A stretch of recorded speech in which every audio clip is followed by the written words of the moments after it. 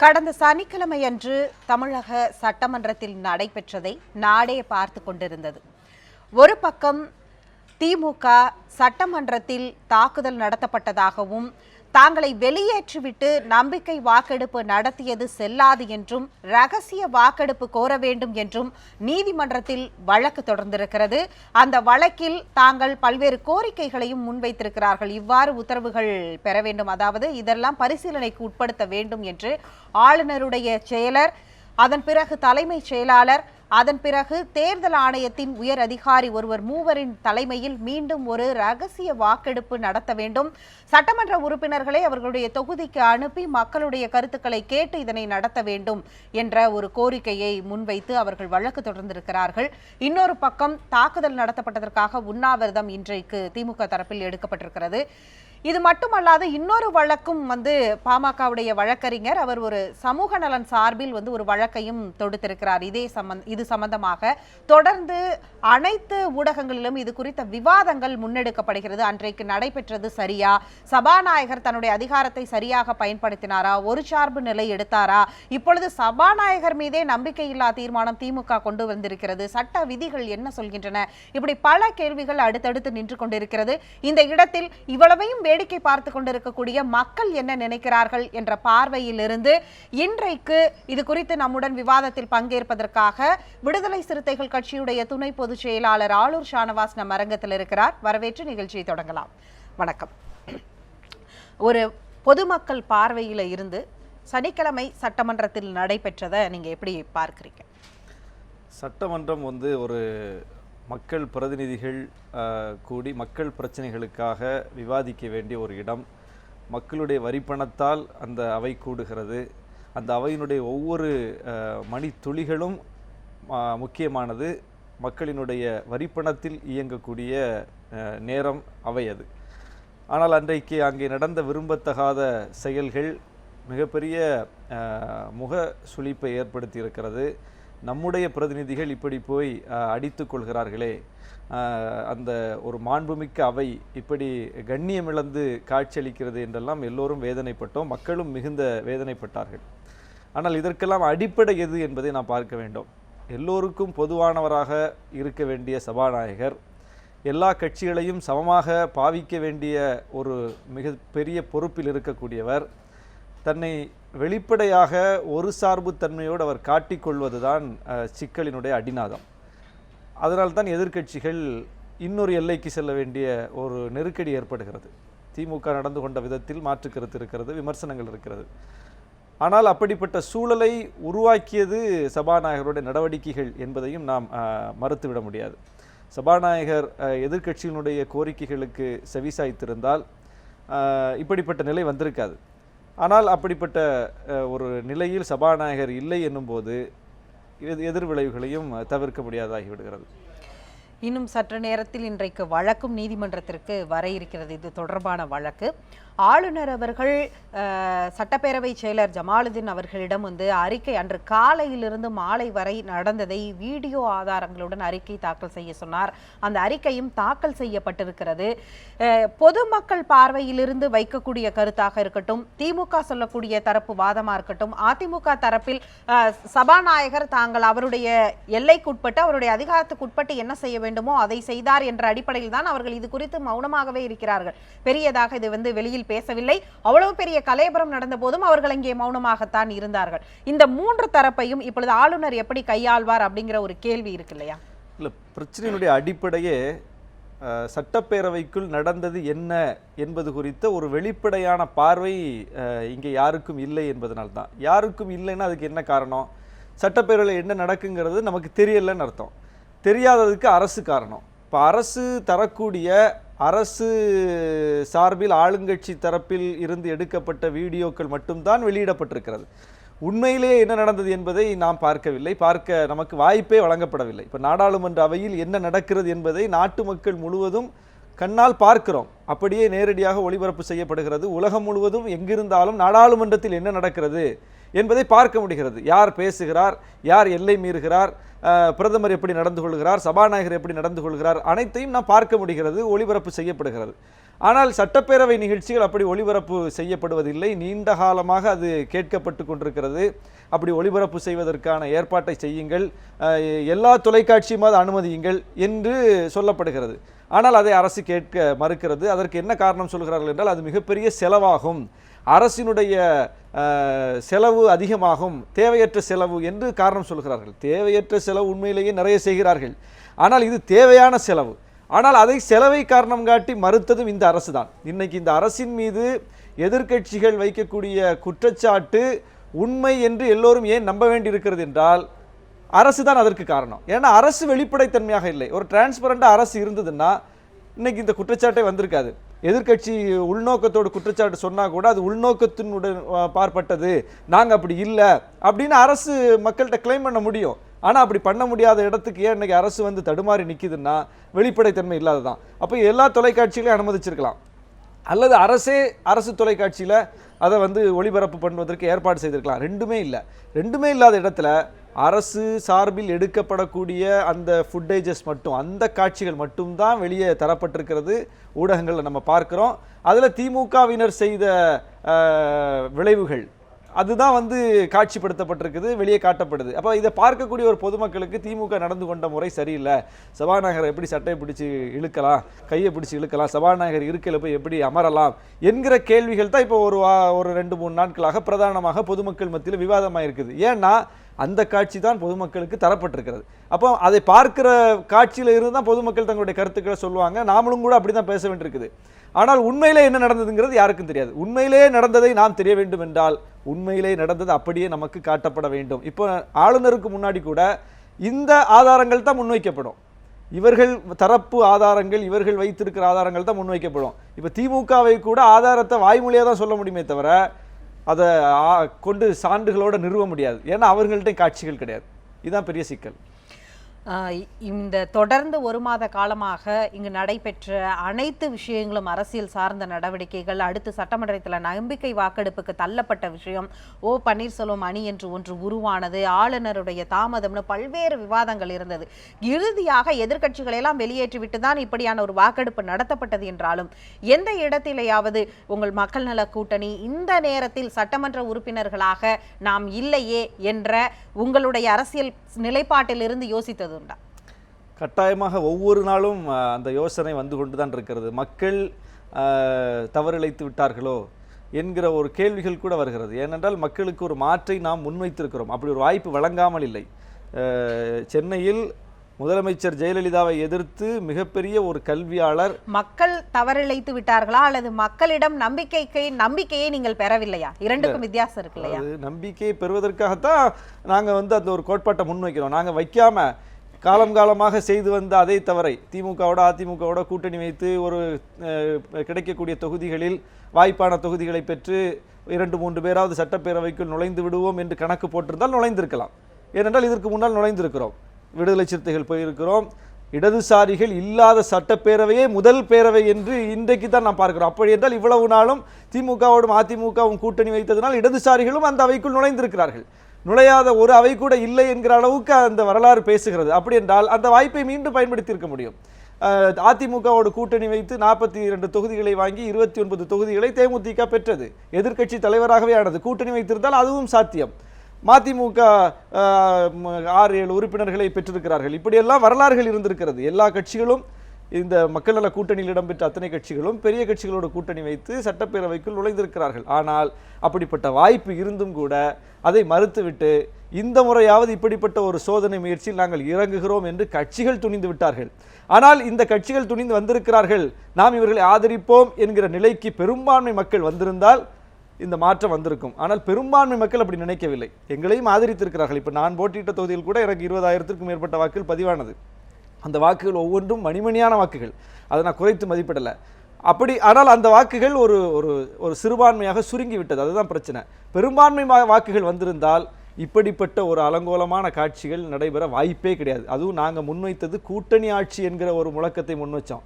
இன்னைக்கு நம்ம பார்க்கிறோம், ஒரு கட்சியிடம் ஒரு தலைமையிடம், அந்த தலைமை எங்கிருந்து தீர்மானிக்கிறதோ அங்கிருந்து ஆட்சி நடத்தக்கூடிய அளவுக்கு தமிழ்நாட்டினுடைய நிலைமை மாறி இருக்கிறது. சிறையிலிருந்து கூட தமிழ்நாட்டினுடைய ஆட்சியை தீர்மானிக்க முடியுங்கிற நிலைமைக்கு ஏன் இன்னைக்கு வந்துச்சு? அப்போ இது ஒரு கட்சியிடம் அதிகாரம் குவிந்ததனால் ஏற்பட்டிருக்கிற பிரச்சனை. நம்ம கூட்டணி ஆட்சின்னு சொல்லியிருந்தா இன்னைக்கு மிகப்பெரிய அளவுக்கு இந்த வாய்ப்பை எல்லா கட்சிகளுக்கும் மக்கள் வழங்கி இருந்தா ஒரு கூட்டணி ஆட்சியில் இது நடக்க வாய்ப்பே கிடையாது. பிற கட்சிகளினுடைய கருத்துக்களுக்கு மதிப்பளிக்க வேண்டிய கட்டாயமான நெருக்கடியான நிலைக்கு பெரிய கட்சிகள் தள்ளப்பட்டிருப்பாங்க. இந்த மாதிரி ஒரு சூழல் வந்திருக்காது. அப்போ மக்கள் இதிலிருந்து அந்த விழிப்புணர்வை பெற்றுக்கொள்ள வேண்டும். இன்னைக்கு நடக்கக்கூடிய இந்த அரசியல் கூத்துகளில் இருந்து மக்கள் தெரிந்து கொள்ள வேண்டியது இதுதான். ஒரு கட்சியிடம் அதிகாரம் குவியும் போக்கில் இருந்து இந்த தமிழ்நாட்டை மாற்றுவது மட்டும்தான் இந்த தமிழ்நாடு உண்மையிலேயே விடுபடுவதற்கான ஒரு வாய்ப்பாக அமையும். தொடர்ந்து நாம் பேசலாம். தற்போது காங்கிரஸ் தரப்பிலிருந்து இதயத்துல்லா அவர்கள் தொடர்பில் இருக்கிறார்கள். வணக்கம் சார். நீங்கள் இன்றைக்கு திமுக உண்ணாவிரதம் இருக்கிறது, சட்டசபையில் தாக்கப்பட்டதை கண்டித்து ஆளுநரிடம் அறிக்கை கொடுக்கப்பட்டிருக்கிறது. இந்த நம்பிக்கை வாக்கெடுப்பு செல்லுமா செல்லாதா என்ற விவாதம் ஒரு புறம் இருக்கிறது. உங்கள் கட்சி தரப்பிலிருந்து உங்களுடைய பார்வை என்ன சொல்லுங்க. எங்களை பொறுத்தவரை தமிழகத்திலே மக்கள் விரோதமான ஒரு ஆட்சி நடைபெற்றுக் கொண்டிருக்கிறது. சட்டமன்றத்திலே நடந்த விவரங்கள் ஒரு பகுதி மறைக்கப்பட்டு மற்றொரு பகுதி தான் மக்களுக்கு தெளிவுபடுத்தப்பட்டது. குறைகளை தெளிவுபடுத்தினார்கள், குற்றங்களை மறைத்து விட்டார்கள். குறைகள் என்பது சபையிலே திராவிட முன்னேற்ற கழக உறுப்பினர்கள் நடந்த காரியத்தை பெரிதுபடுத்துகிறார்கள். குற்றம் என்பது அங்கு இருக்கக்கூடிய சட்டமன்ற உறுப்பினர்களுக்கு கேட்ட 2 விஷயங்களையும் சபாநாயகர் மறுத்திருக்கிறார்.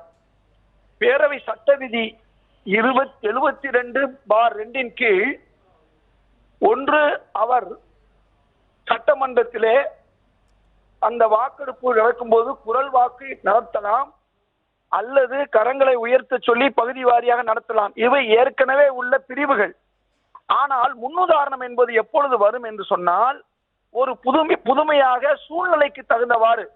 ஏனென்றால் மக்கள் எல்லோரும் சட்டமன்ற உறுப்பினர்கள் அடைத்து வைக்கப்பட்டிருக்கிறார்கள். அவர்கள் ஒரு அமைச்சருடன் கார்களில் 5 பேர் 4 பேர் அழைத்து வரப்படுகிறார்கள்.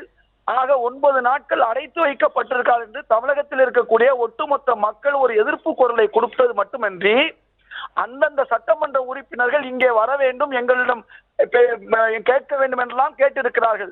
அப்படி கேட்க வேண்டிய அவசியம் இல்லை என்றாலும் ஒரு அசாதாரண சூழ்நிலை நிலவுவதை கருத்தில் கொண்டு பேரவைத் தலைவர் எதிர்க்கட்சிகளுடைய ஆலோசனையையும் கேட்டிருக்க வேண்டும். ஆனால் அது அல்லாமல் எதிர்க்கட்சியினுடைய ஆலோசனைகளை கேட்காமல் தன்னிச்சையாக அவர் நடந்து கொண்டிருக்கிறார். அவர் சட்ட விதிகளை காண்பிக்கும் போது முன்னுதாரணம் இல்லை என்று சொல்ல முடியாது. முன்னுதாரணம் என்பொழுது ஏதாவது ஒன்றும் முதலிலே உருவானால் அதுதான் எதிர்காலத்திலே முன்னுதாரணமாக மாறும். ஒரு நல்ல காரியத்திற்காக அந்த முன்னுதாரணத்தை சபாநாயகர் பயன்படுத்தியிருக்கலாம். அவர் சட்டமன்றத்திலே தனக்கு இந்த பதவியை தந்தது முன்னாள் முதல்வர் ஜெயலலிதா என்று சொல்லி இருக்கிறார். அதுவே ஒரு சபாநாயகர் சொல்லி இருக்க கூடாது. அப்படி என்றால் தனக்கு கொடுத்த பதவிக்காக தனக்கு பதவி கொடுத்தவருக்கு நான் விசுவாசமாக இருக்கிறேன் என்று ஒரு பொருள் வருகிறது. இரண்டாவது, சம்பந்தம் இல்லாமல் தன்னுடைய சாதியை பற்றி சொல்லி என்னை அவமதிக்கிறார் என்று சொல்லி இருக்கிறார். இதுவும் அன்றைய அதாவது அந்த கண்டிப்பா நீங்கள் சொல்வது போன்ற அன்றைக்கு நடந்த சம்பவத்திற்கும் அதற்கும் ஏதாவது சம்பந்தம் இருக்கிறதா என்ற கேள்வி எழுகிறது. உங்களுடைய கருத்துக்களை நீங்கள் பகிர்ந்து கொண்டதற்கு ரொம்ப நன்றி சார். இந்த கேள்வியை தான் நான் அடுத்ததாக முன்வைத்திருந்தேன். அதாவது அந்த இடத்தில் அவர் சபாநாயகர் ஒரு பெரிய ஒரு விளக்க கடிதத்தை கடைசியா படிச்சாரு. அதுல தன்னுடைய வேதனையை தெரிவிச்சாரு, தன்னை எப்படி திமுக நடத்தியது அப்படிங்கிறத அவர் அதெல்லாம் விவரிச்சாரு. ஆனால் கடைசியில் அவர் தன்னுடைய சாதியை குறிப்பிட்டு அவர் அந்த இடத்தில் பேசியிருக்க வேண்டிய அவசியம் என்ன? அங்கு அதற்கான எந்த காட்சி, அரசால் வெளியிடப்பட்ட அந்த காட்சிகளில் கூட அதற்கான எந்த இதுவுமே இல்லாத போது ஏன் அப்படியான ஒரு சூழலை அந்த இடத்தில் அவர் உருவாக்குகிறார்? நீங்கள் இதை எப்படி பார்க்கிறீங்க? சமூக நீதி தளத்தில் இயங்கக்கூடிய கட்சியான உங்க கட்சி எப்படி பார்க்குது? அதாவது குறிப்பா இந்த தலித் அடையாளம் அப்படிங்கிறது ஒரு ஒடுக்குமுறையினுடைய அடையாளம். அது ஒரு சாதி இல்லை, அது சாதியாக புரிந்து கொள்ளப்படுது. அது ஒரு ஒடுக்குமுறைக்கு உள்ளானவர்கள் தங்களுடைய உரிமைக்கான போராட்டமாக முன்னிறுத்தி இருக்கிற ஒரு அடையாளம் தலித் அடையாளம். அதை வந்து ஒடுக்குமுறைக்கு உள்ளாகக்கூடிய மக்கள் தலித் என்பதனால் நான் இப்படிப்பட்ட ஒடுக்குமுறைக்கு உள்ளாகிறேன் என்று சொல்வது நியாயம். ஆனால் அதிகாரத்தில் இருந்து கொண்டு அந்த அதிகாரத்தை காப்பாற்றுவதற்காக அந்த அடையாளத்தை பயன்படுத்துவது என்பது அந்த ஒடுக்குமுறைக்கு உள்ளான மக்களுக்கு செய்கிற துரோகம். உண்மையிலேயே சபாநாயகர் அப்படி அவமரியாதைக்கு உள்ளாகியிருந்தால் அது கண்டிக்கத்தக்கது. அந்த கண்டனத்தை நாம் எப்போதும் தெரிவிப்போம். திமுக உறுப்பினர்கள் அப்படி அவரை சாதி பெயரை சொல்லி சமூக பெயரை சொல்லி இழிவுபடுத்தி இருந்தால் அதில் கண்டிக்கிறதுக்கு நாம் மட்டும் இல்லை, தமிழ்நாட்டில் நிறைய சமூக நீதி சார்ந்த இயக்கங்கள் இருக்கிறாங்க, கண்டிப்பாங்க. அதில் வந்து நமக்கு மாற்று கருத்து இல்லை. ஆனால் சபாநாயகரனுடைய நடவடிக்கைகளை கொஞ்சம் முன்னோக்கி நம்ம பார்க்கணும், பின்னோக்கி பார்க்கணும். அதாவது இதே சட்டப்பேரவைக்குள் ஒரு அறிக்கை தாக்கல் செய்யப்பட்டது, சம்பத் கமிஷன் அறிக்கை. எதை பற்றி என்றால், பரமக்குடியில் 6 தலித்துகள் சுட்டும் அடித்தும் படுகொலை செய்யப்பட்டு காவல்துறையின் மீது குற்றச்சாட்டுகள் பதிவாகி இருந்த நேரத்தில் வீடியோ ஆதாரங்களோடு காவல்துறை எப்படி அத்துமீறி இருக்கிறது, சம்பந்தமே இல்லாமல் எப்படி அந்த மக்களை அப்படி கொன்று ஒழித்தது என்பது வீடியோ ஆதாரங்களோடு பதிவு செய்யப்பட்ட பிறகும் பல்வேறு ஃபேக்ட் ஃபைண்டிங் டீம்ஸ், புலனாய்வு குழுக்கள் போய் அதை பதிவு செய்து கொண்டு தந்த பிறகும் கூட அந்த குற்றச்சாட்டு எழுந்த பிறகு ஒரு கமிஷனை அமைக்கிறது, ஒரு ஆணையத்தை அமைக்கிறது அரசு, சம்பத் ஆணையம். காவல்துறை செய்தது முழுக்க சரி என்று சொல்லி அந்த அறிக்கை சட்டப்பேரவையில் முதலமைச்சர் ஜெயலலிதா அவர்களால் தாக்கல் செய்யப்படுகிறது. யார் சபாநாயகர்? இவர்தான் சபாநாயகர். அப்போ உண்மையிலேயே அந்த மக்கள் பாதிக்கப்பட்டு மக்களுக்கு அநீதி இழைக்கப்படக்கூடிய, அந்த மக்களுக்கு, தலித் மக்களுக்கு அநீதி இழைக்கப்படக்கூடிய ஒரு செயல் அதே பேரவைக்குள் அரங்கேறுகிறது இவருடைய அனுமதியோடு. இவருடைய நிலை என்ன? எத்தனையோ சம்பவங்களை சொல்லலாம். இந்த தமிழ்நாட்டில் தான் இன்றைக்கு ஆணவ கொலைகள் அதிகரித்திருக்கிறது. தலித் மக்களினுடைய அந்த பாதிப்பினுடைய விழுக்காடு நாடு முழுவதும் பார்க்கும்போது தமிழ்நாட்டில் அதிகமாக இருக்கிறது என்று தேசிய குற்றவியல் ஆவண காப்பகம் சொல்லுகிறது, மனித உரிமை ஆணையம் சொல்லுகிறது, எல்லாம் சொல்லுகிறார்கள். இவ்வளவும் இவர் சபாநாயகராக இருக்கக்கூடிய இந்த அவையில் தான் நியாயப்படுத்தப்படுகிறது.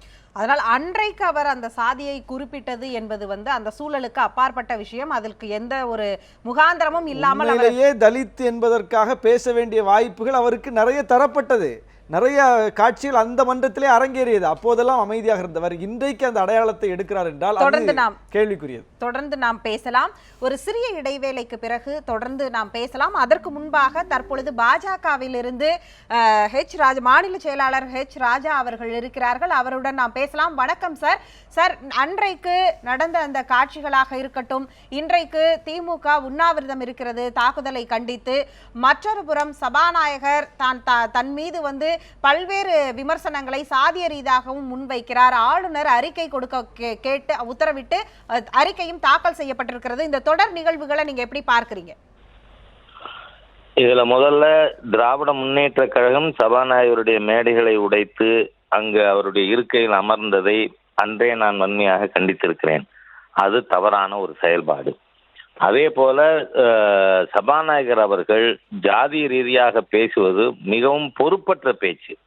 இவர் திடீரென்று இன்றைக்கு ஏதோ வேற யாராவது அங்க சபாநாயகர் இருந்திருந்தா திமுக வேற மாதிரி நடந்திருக்கும்னு நினைச்சா அது நம்முடைய அறியாமை. ஆகவே ஒரு சபாநாயகர் ஒரு ஆளுங்கட்சிக்கு எதிராக எதிர்கட்சிகள் அத்துமீறி நடந்து கொண்டார்கள் என்பதோடு நம்முடைய கண்டனம் இருக்க வேண்டுமே ஒழிய ஜாதியை பற்றி பேசுவது இந்த இடத்தில் பொருத்தமற்ற செயல். வீணா மக்கள் மத்தியிலே ஒரு விரோத மனப்பான்மையை உருவாக்குகின்ற ஒரு செயலாகவே நான் இதை பார்க்கிறேன். ஆனால் இன்றைய தினம் என்னை பொறுத்தவரை இது தமிழகத்திலே 2 குடும்ப கட்சிகள் மாறி மாறி ஏதோ தாங்கள் இருப்பது போல காட்டிக்கொண்டு ஒரு போராட்டத்தை திராவிட முன்னேற்ற கழகம் இங்கே நடத்தி கொண்டிருக்கிறது. என்னை பொறுத்தவரை சசிகலா குடும்ப அரசியலும் தமிழகத்திற்கு கெடுதி, கருணாநிதி அவர்களின் குடும்ப அரசியலும் கெடுதி. இது 2ற்கும் மாற்றான ஒரு ஜனநாயக ரீதியிலான அமைப்பு முன்னெடுக்க வேண்டிய அவசியம் ஏற்பட்டிருப்பதாகவே இதை நான் உணர்கிறேன். பாஜக தரப்பில் இந்த குடும்ப அரசியல் குறித்து வைக்கப்படுகிறது. அதே நேரத்தில் வட மாநிலங்களில் இன்றைக்கு கூட உத்தரப்பிரதேசத்தில் உள்துறை அமைச்சருடைய மகனுக்கு டிக்கெட் வழங்கப்பட்டிருக்கிறது. அவர் தேர்தலில் வேட்பாளராக களமிறங்கி இருக்கிறார். இது போன்ற ஒவ்வொருவரையும் நாம் குறிப்பிட்டு சொல்லலாம் இல்லையா? அதாவது ஒரு குடும்பத்திலே இன்னொருவர் அரசியலிலே அந்த கட்சியில் ஒரு பொறுப்பிற்கு போட்டியிடுகிறார் என்பது வேறு. அதோட டாமினன்ஸ், அதனுடைய உத்தரவு, அது இன்னும் சொல்ல போனா அதனுடைய கட்டளை, அதன்படி நடந்து கொண்டு இருப்பது. இன்னைக்கு கருணாநிதி குடும்பத்தை விட்டு வேற யாரும் அந்த கட்சிக்கு தலைவராக வர முடியாது. அதே போல மன்னார்குடி குடும்பத்தினுடைய ஆதிக்கம் என்பது என்னை பொறுத்தவரை செல்வி ஜெயலலிதா அவர்களே இந்த மன்னார்குடி குடும்பத்தினுடைய அத்துமீறல்கள் 91, 96 இல்லாம இருந்திருந்தா அவர் ஜெயிலுக்கு போற சூழ்நிலையே வந்திருக்காதுன்னு சொல்லுவேனா. அந்த அளவுக்கு மக்கள் பயந்து போய் இருக்கிறார்கள் இந்த குடும்ப அரசியல் பற்றி. பாரதிய ஜனதா கட்சியில அந்த மாதிரி கிடையாது. ஒரு சாதாரண ஒர்க்கரா இருந்த நிதின் கட்கரிஜி ஆல் இந்தியா பிரசிடென்டாக முடிஞ்சிருக்கு. ஒரு சாதாரண ஒர்க்கரா இருந்த நரேந்திர மோடிஜி இன்னைக்கு இந்த நாட்டினுடைய பிரதமராக வர முடிஞ்சிருக்கு. அந்த மாதிரி திமுகல உண்டா என்ன? அல்லது பட்நாயக் குடும்பத்துல, அல்லது ஷேக் அப்துல்லா குடும்பத்துல அந்த மாதிரியா இருப்பது முலாயம் சிங் குடும்பத்துல? அதுதான் குடும்ப அரசியல். ஏதோ இவ்வளோ பெரிய தேசிய கட்சியில ஒரு இடத்துல ஒருத்தர் நிக்கிறாருங்கிறது குடும்ப அரசியல் இல்ல. தி டாமினன்ஸ், அதனுடைய கட்டளையை மீறி யாரும் நடக்க முடியாது. எழுத்து போனா கட்சி விட்டு வெளில அனுப்பிச்சிடுவாங்க. அந்த அளவுக்கு தான் இன்னைக்கு இருக்கு. கண்டிப்பா இன்னைக்கு நாம குடும்பத்தை ஏத்துக்க மாட்டேன்னு சொன்னதுனால தான் இன்னைக்கு ஓபிஎஸ்க்கு பிரச்சனை வந்தது. கண்டிப்பா நாம அது இன்னொரு விவாதத்துல இன்னும் விரிவாகவே நாம் விவாதிக்கலாம். இன்றைய நிகழ்ச்சியுடைய தலைப்புக்கு ஏற்ற அடுத்தபடியா உங்களிடம் நான் கேட்க விரும்புவது, அன்றைக்கு நடைபெற்ற அந்த நம்பிக்கை வாக்கெடுப்பானது எதிர்க்கட்சிகள் எல்லாம் ரகசிய வாக்கெடுப்பு கோருகிறார்கள்.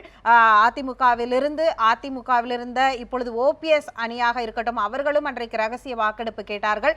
இன்னொரு பக்கம் நம்முடைய தமிழக சட்டசபை வரலாற்றிலேயே ரகசிய வாக்கெடுப்பு இருந்ததா இல்லையா என்ற ஒரு விவாதம். இதற்கு முன்பு குரல் வாக்கெடுப்பு, எண்ணி கணிக்கும் இந்த வாக்கெடுப்பு தான் இருந்திருக்கிறது என்ற விவாதம் என்று பாஜகவுடைய நிலைப்பாடு, அன்றைக்கு எத்தகைய வாக்கெடுப்பு நடத்தி இருக்க வேண்டும், அதை சரியா செய்தார்களா இல்லையா அப்படிங்கிறது குறித்து சொல்லுங்க. ரகசிய வாக்கெடுப்பு நடத்தி இருக்க வேண்டும் என்பதையும் நான் அப்பொழுதே என்னுடைய அறிக்கையிலே சொல்லி இருந்தேன். அதோடு மட்டுமல்ல, ரகசிய வாக்கெடுப்பு வேண்டும் என்கின்ற கோரிக்கை கவர்னர் அவர்களிடம் திரு ஓ பன்னீர்செல்வம் அவர்கள் தலைமையிலான குழு போய் சொன்னதை கவர்னரும் ஸ்பீக்கருக்கு அனுப்பியிருக்கார் பரிசீலனைக்கு. ஆனால் உள்ளுக்குள்ள ஸ்பீக்கர் தான் முடிவெடுக்கணுங்கிறதுனால ஸ்பீக்கர் அதை கைகளை உயர்த்தி வாக்கெடுப்பு நடத்துறதுங்கிறத நடத்தினது. அதுதான் திரு இபிஎஸ் வெற்றிக்கு காரணமா இருந்ததே ஒழிய, காரணம் என்னன்னு சொன்னா, எம்எல்ஏக்களை கொண்டே ஒரு இடத்துல வச்சுக்கிண்டு கன் பாயிண்ட்ல அவங்களை கூட்டிட்டு வராங்க. ஒரு மந்திரியோட கார்லயும் 3 எம்எல்ஏ, அங்க அவரோட செக்யூரிட்டி. What is this? அதனால இது அன்னைக்கு ஸ்பீக்கர் செய்தது மிகப்பெரிய தவறான நடவடிக்கை. ரகசிய வாக்கெடுப்பு தான் நடத்திருக்கணும். பிரசிடென்ஸ் இருக்கா இல்லையாங்கிறது முக்கியம் இல்லை. இந்த சூழ்நிலைக்கு எது உகந்ததுன்னு பார்த்துருக்கணும். we can set a precedent, what is wrong? அதனால ஸ்பீக்கர் செஞ்சதான் இன்னைக்கு மகத்தான தவறு. ஒரு பக்கம் இன்றைக்கு வழக்கு வருகிறது, இன்னொரு பக்கம் ஆளுநரிடம் அறிக்கை கொடுக்கப்பட்டிருக்கிறது. அன்று காலையிலிருந்து நடந்தது என்ன என்பது வீடியோ ஆதாரங்கள். ஆளுநருடைய முடிவு அவருடைய அதிகாரத்திற்கு உட்பட்டதாக இருந்தாலும் ஆளுநருடைய முடிவை உங்களுடைய கணிப்பின்படி நீங்கள் எப்படி பார்க்கிறீர்கள்? அதாவது இந்த வீடியோ ஆதாரம் கொடுக்கப்பட்டிருக்குங்கிறத கூட வீடியோ எடுத்தது யாரு? ஒரு பர்டிகுலர் ஆளுங்கட்சியுடைய சேனல் எடுத்து வெளியிடுறதுன்னு சொன்னா முழுமையாக அது வந்திருக்க வாய்ப்பில்லை. அதனால இந்த வீடியோ ஆதாரம் கொடுக்கப்பட்டதுங்கிறதே ஐ ஹவ் காட் டவுட்ஸ். உங்களுடைய தகவல்களை பகிர்ந்து கொண்டதற்கு ரொம்ப நன்றி சார். இப்போ அடுத்த கட்டமாக இறுதியாக இந்த வாக்கெடுப்பு செல்லுமா செல்லாதா, ஆளுநர் என்ன சொல்ல போகிறார் என்பது, நீதிமன்றம் என்ன சொல்ல போகிறது என்பதெல்லாம் ஒரு பெரிய கேள்வியாக இருந்தாலும், உங்களை போன்ற அரசியல் கட்சிகள் மக்கள் பார்வையில் நின்று அன்றைக்கு அவர் சொல்கிற மாதிரி கூவத்தூரில் நடைபெற்றது என்ன, தலைமைச் செயலகத்தில் நடைபெற்றது என்ன, எதிர்க்கட்சிகள் வைக்கக்கூடிய வாதம் என்ன என்பதை பகுத்தாய்ந்து சொல்லக்கூடியதாக இறுதியாக உங்களுடைய கருத்து என்ன? அதுக்கு முன்னாடி அவர் சொன்னதுக்கு ஒரு மறுப்பு நான் சொல்லணும். ஒன்று, அதிமுக திமுக இரண்டும் குடும்பங்களிடம் சிக்கியிருக்கிறது என்று சொன்னார். மிக சரியான ஒரு விமர்சனம், அதில் நம்ம மாற்றுக்கிறது வைக்கல. குடும்பங்கள் அங்கே ஆதிக்கம் செலுத்துகிறது என்பதையும் மறுப்பதற்கில்லை. ஆனால் இவர்கள் 2 குடும்பத்திற்கும் மாற்றாக முன்னிறுத்தக்கூடிய ஓபிஎஸ் அவர்கள் பக்கத்தில் தீபா வந்து நிற்கிறாரே, அவர் எந்த குடும்பத்தை சார்ந்தவர் என்கிற கேள்வியை நாம் முன்வைக்க வேண்டியிருக்கிறது. அதற்கு பிறகு ரொம்ப வசதியாக ஜெயலலிதா அவர்கள் ஒரு தூய்மையான அரசியல்வாதி, மன்னார்குடி குடும்பம் 96 அவரை மிகப்பெரிய ஒரு சிக்கலுக்குள் கொண்டு வந்து விட்டுவிட்டது என்று சொல்லி A1ஐ ஒரு விடுவித்துவிட்டு A2வை தண்டிக்கக்கூடிய ஒரு போக்கை இவர்கள் முன்வைக்கிறார்கள். இது ரொம்ப ஒரு மோசமான அபத்தமான வாதம். ஏன்னா சசிகலா அவர்களோ இளவரசி அவர்களோ சுதாகரன் அவர்களோ ரகசிய காப்பு உறுதிமொழி எடுத்துக்கொண்டவர்கள் அல்ல, அரசு பதவிகளில் அமர்ந்தவர்களும் அல்ல. அரசு பதவியில் அமர்ந்து ரகசிய காப்பு உறுதிமொழி எடுத்தவர் ஜெயலலிதா. அவர்தான் பொது சொத்திற்கு பொறுப்புதாரி, பொது சொத்தை சரியாக பயன்படுத்தி இருக்க வேண்டியவர், மக்களுடைய வரிப்பணத்தில் முதலமைச்சராக நீடித்தவர். அவர் பொறுப்பை தவறாக பயன்படுத்தி இவர்களுக்கு துணை இருக்கிறார் என்னும்போது அவர்தான் முதல் குற்றவாளி. ஆனால் முதல் குற்றவாளியை விட்டுவிட்டு அடுத்தடுத்த குற்றவாளிகளை இவர்கள் குறிவைக்கிறார்கள் என்றால் இவருடைய நோக்கம் வேறு. அதற்கு பிறகு நீங்கள் சொன்னது, இன்றைக்கு இந்த அளவுக்கு ஒரு கட்சி ஒரு ஆட்சி அம்பலப்பட்டிருக்க முடியுமா என்று கேட்டால் கிடையாது. மக்கள் மிக தெளிவாக ஒரு கோபத்தோடு பார்க்கிறார்கள். சட்டப்பேரவை உறுப்பினர்களுக்கு தொகுதிக்கு போவதற்கு பாதுகாப்பு போட வேண்டிய அளவுக்கு நிலைமை இருக்கிறது என்பதை இன்றைக்கு ஆளும் கட்சியே புரிந்திருக்கிறது. அந்த அளவுக்கு புரியாமல் இல்லை. அப்போ இது ஒரு மிக தெளிவான களம். இதை இந்த கட்சிகள், அதாவது மாற்றை முன்வைக்கக்கூடிய கட்சிகள், நாங்கள் உட்பட சரியாக பயன்படுத்தி கொண்டு இன்னும் தீவிரமாக இந்த மாற்று அரசியலை பேச வேண்டும். அதற்கான களம் இன்றைக்கு உருவாகி இருக்கிறது. இளைஞர்கள் விழிப்படைந்திருக்கிறார்கள். அசல் போராட்டத்தை நடத்தி காட்டியிருக்கிறார்கள். அடையாள போராட்டம் தீர்வு அல்ல என்பதை நிரூபித்திருக்கிறார்கள். எனவே நாமும் அசல் போராட்டத்தை நோக்கி வர வேண்டும் என்கிற ஒரு உந்துதலை எங்களுக்கு தந்திருக்கிறது. இறுதியாக நமக்கு நேரம் குறைவு முடிக்கக்கூடிய தருணம் என்றாலும் நீங்கள் வைத்த ஒரு வாதத்திலிருந்து ஒரு கேள்வியும் எழுகிறது. ஓபிஎஸ் அவர்கள் இன்னும் அதிமுகவில் தான் இருக்கிறார். இப்பொழுது தீபா அங்கே போய் சேர்ந்திருக்கிறார். பாஜக தரப்பில் வைக்கக்கூடிய ஒரு வாதத்திற்கு நீங்கள் எப்படி அதை மாற்றாக இங்கே முன்வைத்து, அதாவது இது சரியா அப்படின்னு நீங்க கேட்குறீங்கன்னு எனக்கு புரியல. இருந்தாலும் உங்களுடைய கருத்தை இங்கே வைத்திருக்கிறீர்கள். அதாவது இரண்டுக்கும் மாற்றாக ஒருவர் வருகிறார் என்றால் அவர் இதையெல்லாம் செய்யாதவராக இருந்தால் அவரை ஆதரிக்கலாம். ஆனால் இன்றைக்கு வலிந்து வலிந்து வலிந்து பாஜக தரப்பு ஓபிஎஸ்ஐ ஆதரிக்கிறார்கள். ஹெச் ராஜா அவர்கள் போய் அவரை வீட்டில் சந்திக்கிறார். அவருக்கு பின்துணையாக இருப்பதை வெளிப்படையாக காட்டிக்கொள்கிறார்கள். மறைமுகமாக இல்லை. அவருடைய நேர்மையை பாராட்ட வேண்டும். பாரதிய ஜனதாவுடைய நேர்மையை பாராட்ட வேண்டும். ஏன்னா வெளிப்படையாகவே அவர்கள் ஓபிஎஸ் ஸ்டாண்ட் எடுக்கிறார்கள், சசிகலா எதிர்ப்பு ஸ்டாண்ட் எடுக்கிறார்கள். அது அவருடைய கட்சியினுடைய நிலைப்பாடு. அதை தவறு நான் சொல்ல வரல. ஆனால் இவர்கள் முன்னிறுத்துகிற அல்லது இவர்கள் ஆதரிக்கிற ஓபிஎஸும் அதே தவறைத்தானே மீண்டும் மீண்டும் செய்கிறார். அதைத்தான் நான் சுட்டி காட்டுகிறேன். நிகழ்ச்சியில் பங்கேற்று உங்களுடைய கருத்துக்களை பகிர்ந்து கொண்டதற்கு ரொம்ப நன்றி.